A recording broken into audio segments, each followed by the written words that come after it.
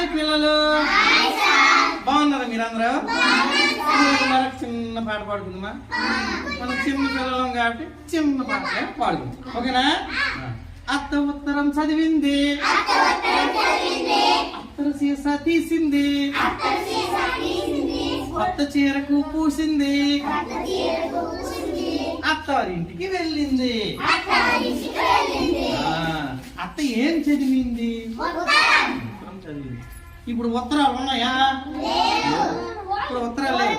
పూర్వకాలంలో మన అత్త ఉత్తరం తీసింది. అత్తరు చేసేసింది. అత్తరు అంటే ఏంటి?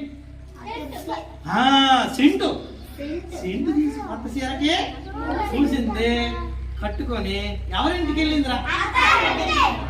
మీరు ఎప్పుడైనా చుట్టమాల ఇంటికి వెళ్ళేటప్పుడు కొత్త బట్టలు వేసుకోవాలి. కొత్త బట్టలు వేసుకోకపోతే చుట్టాలు అందరూ మనం చూసి ఏమంటారు? కాబట్టి మంచి బట్టలు, ఉక్కిన బట్టలు, కొత్త బట్టలు వేసుకుని చుట్టాల ఇంటికి ఎవరిలాగా? ఓకేనా?